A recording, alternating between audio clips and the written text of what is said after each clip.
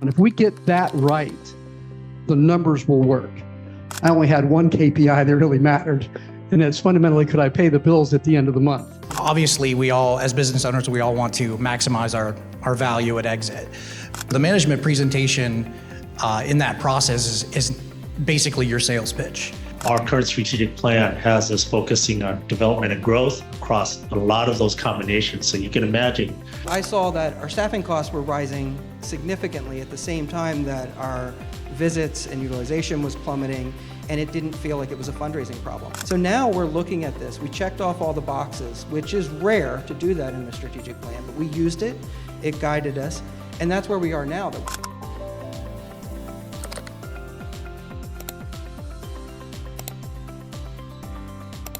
Obviously, we all, as business owners, we all want to maximize our value at exit, but there's a lot of different ways that can be done, and it all depends on the structure of your company. It depends on what you do. In our situation, we had a primarily service-based business with a handful of intellectual property projects that were at different levels of maturity. We had to structure our deal that created maximum value for those things that hadn't reached maturity. So these deals they don't come in a one-size-fits-all type of package. So you have to make sure that you're getting maximum value for all of the capabilities of your organization. We're structurally put together to be a medium-sized graduated business now. We're making that investment now so we don't have to make it later and scramble. I'd say that is probably the most important thing that we've done. But again, having gone through it previously, now we know all the things that will occur during due diligence. Our capabilities aligned, our organizational structures were similar. Go culture again, but the culture was a place that I was comfortable planting my tree somewhere else. The management presentation in that process is basically your sales pitch. The way we broke it down, we're into 3 separate categories. Category number 1 was to know your buyer, do your homework on your buyer, know what their mission is, know what the reason is they're interested in you in the first place. 2 is to make sure, again, and I hate to, beat a dead horse, but data. Know your company's data inside and out. And lastly, that's your chance as well to assess that suitor to determine if you're a good fit for their culture, or honestly, if they're a good fit for the culture of the organization you want to bring and integrate successfully. The one thing that I would do differently is how we prepared for that particular situation. For us, the acquisition process took a little more than a year, a number of different suitors, a number of options to weigh, and it was definitely a chore to reinvent the data over and over again, or repackage the data for every suitor. It's definitely important as a seller in the acquisition process to know your data inside and out. Preparation on that end is probably the most essential component. So a little bit about Prison Fellowship International. Prison Fellowship International transforms the lives of prisoners, their families, and victims through a global network of ministry partners. And so we're in 122 countries currently. And so a lot of my international experience benefits that. And our vision is to break the cycle of crime and restore lives worldwide through Jesus' love. And as our current strategic plan has us focusing on development and growth across a lot of those combinations. So you can imagine with 5 signature programs in 122 potential countries, the many-to-many relationships that drive that complexity that we need to figure out how to account for financially. And then also, as we continue to mature our strategic plan, one of the other aspects that maybe some of you others that are dealing in the nonprofit world are dealing with is we've started engaging more sophisticated donors.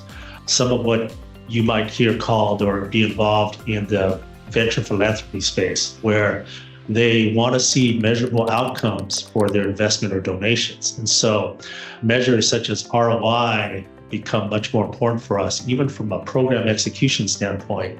And so that complexity has driven us to have to step up our finance functions or functionalities to be able to accommodate all that so that we can not only account for it, but report in a way that demonstrates the impact and accountability. One of our key metrics is from both a program management standpoint, or how we manage our program activity, as well as from a donor standpoint, or how we have to report it, is like the cost of beneficiaries served. Really get focused on what your key KPIs are. And for us, that's one of our key metrics because it not only helps us manage, but it also helps us report. One of the key metrics that we look at on a weekly basis is our cash flow.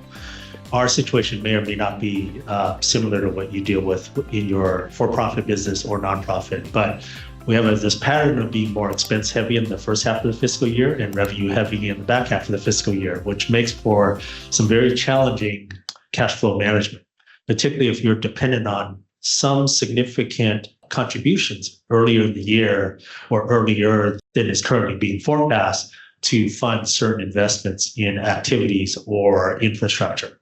And so it makes for some dynamic planning, and we have some room for improvement. But to answer your question, cash flow for the time being, until we're better able to solve or narrow the amount of cash reserves we need to keep fairly liquid to manage our fairly expense-heavy front-end, revenue-heavy back-end cash flow.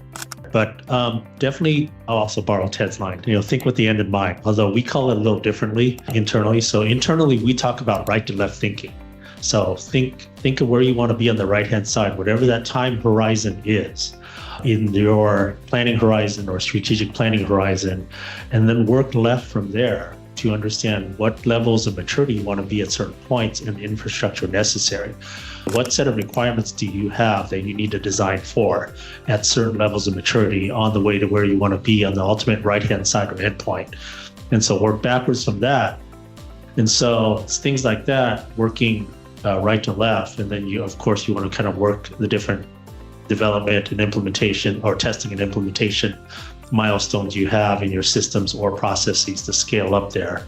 And then, like I said, if you want to partner with certain firms to do some of that work for you, that's a consideration if it's not worth the cost of doing it yourself. So they said they thought that this was a fundraising problem. And when I first came on board, there was challenges, staffing. And when I was looking around, there were some challenges, but things weren't adding up. So I had pages and pages of questions. I pulled back trend data on patient visits, on earned revenue. I saw that our staffing costs were rising significantly at the same time that our visits and utilization was plummeting, and it didn't feel like it was a fundraising problem. Our fundraising was solid. It was increasing year over year, doing what it was supposed to do. And to me, I thought, okay, we had it wrong. There was a fierce protection of wanting to keep that part of the mission, and then me having to go and change, putting in elements that would make us more like a business. For instance, we didn't have all the boring things that you would look at in a business were essential there, because I couldn't figure out what our staffing levels needed to be because we didn't have set appointment blocks. First thing we needed to do was set in, run it like a clinic in a business. So we put in appointment blocks, which helped us figure out provider efficiency. We tracked time. All of those things were setting that foundation to where we are now. I use probably the entirety of our financial package. I mean, I need to know what I'm talking about when I'm in there with them. And when they ask me questions, I try to be prepared of explaining what this number means, but how we got there. And trying to make sure that, for me, that these are intentional decisions. And when they're not, we learn from them, and we sometimes use those because they're better. But a lot of things, it's really understanding, one, that core number, but really how all of our individual metrics are informing some of our growth in this area, and then back the other way. What we're doing now is we're focused on growth in our mission. And so when I talk about that, when the talk was about the mission in 2015, and we were very protective of that mission, we were doing less of it. So now, and the board is we're all completely aligned on this, and back to that no money, no mission, the better we're doing financially, we're not worried about going out of business in 3 years, where we were at that point. If we couldn't figure out what we were doing with our reserves, we were at a real point of being out of business in 3 years at the rate we were running through with those deficits. So I think now they look at it is it's exciting because it can be stressful. We still have to do 50-something% of fundraising to keep the lights on, to pay staff to do that work.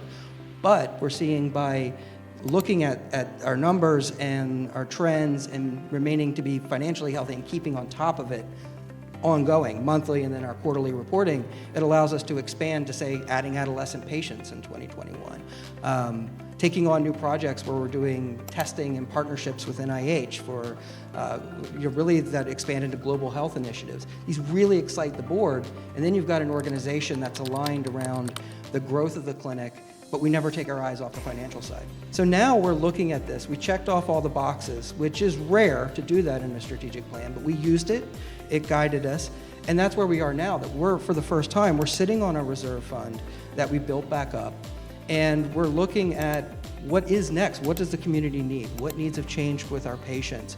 How can we keep a better eye on global and population health? It's really giving us such an incredible opportunity to look now at what we've grown, where we've grown from and where we are, and it might not be that we need $1 million reserve now. We did then, but we also now, because we're keeping track of metrics on a constant basis and making incremental adjustments, sometimes monthly, not quarterly, we can rethink of maybe it's a smaller, we're looking at, say, a 3 to 6 month reserve, and then we reinvest in potentially a second location, or looking at health where we can get out into the community. There's so many options that we're discussing now.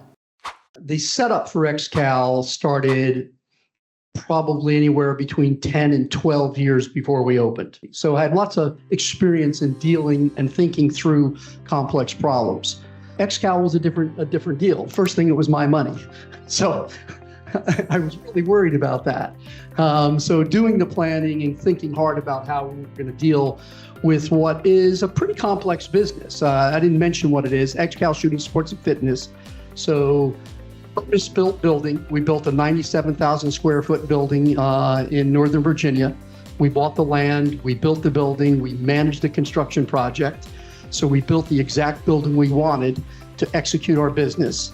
It's an indoor gun range, it's a retail store, we have 2 restaurants, we have a 35,000 square foot fitness facility that includes a spa, a dojo, functional fitness, light CrossFit, a private members lounge with a bar, a restaurant, meeting rooms. So there's about 6 different revenue streams in there and about 198 employees as of yesterday. So a pretty complex business. The key to that really was the planning early on. It was about thinking how you were going to run a business with multiple revenue streams, what were the enterprise systems you needed, everything from point of sale to food service to inventory control to finance and accounting. So it's really thinking about that complexity early on, planning for it, not just for the existence of the first business, but the growth of the business. We always knew we wanted to grow. So it was really finding those enterprise level solutions that scaled up as we grew. In May of 2022, when we opened, I only had one KPI that really mattered, and that's fundamentally, could I pay the bills at the end of the month? We were a brand new business. We were a pretty big startup. Expenses were pretty high. I opened the doors with about $2.5 million worth of inventory on the shelves. So the key KPI was, what was my revenue stream for the month of May? Could I pay all the bills, mostly the vendors and payroll? And then it went from there. We had our 3-year anniversary on May 8th. The KPIs today are a little different than they were back then. And they evolved, and they continue to evolve. It's now, for us, it's really all about the business performing more efficiently, us being better at all the things that we're doing. They're classic KPIs, though, for anyone who's a business himself. You're looking at your monthly revenue streams. I'm looking at each of those revenue streams and seeing how they're performing against the previous month, against the previous year, and against our projections. I'm at about $5.4 million annual in payroll. So the number one expense outside of my mortgage is $5.4 million in payroll. So it's really about building a solid revenue stream across all those to meet your expenses, to grow the business, and to return a profit to the investors. For me, the best metric for us on how we're performing as a business is how our current clients feel about us. Do they return? Do they renew their memberships? Am I gaining new members each month? And we have grown new members at XCAL from day one up until yesterday. We're still growing. So it's a customer service one. If we get that right, the numbers will work. Back to Ted's initial slides. Know what's important to you. Focus on those things. Hire the right people in each of those areas. Hold them accountable for those things, and the numbers will work. At Rose, we offer Financial Clarity Guarantee, a promise that delivers certainty. Your monthly financial reportings will always be on time. You will pass all audits and reviews with confidence, and your financial results will improve. We back our commitment with measurable outcomes designed to give you clarity, compliance, and lasting financial success.